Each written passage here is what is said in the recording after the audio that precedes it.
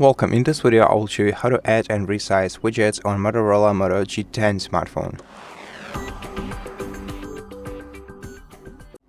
To add a new widget to your home screen, you just have to hold your finger down on the home screen of your smartphone and then select widgets. Then select a widget you want to add from the list.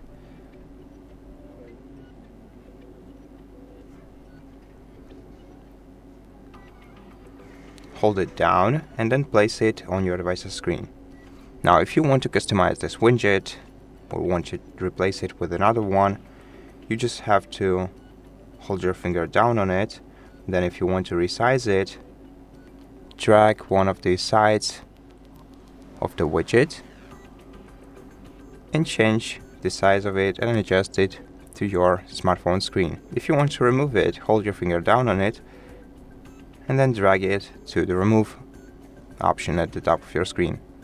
And that's how you do it. Thank you for watching this video. If you liked it, please consider subscribing to our channel, leave us a like and a comment below, and I'll see you in the next one.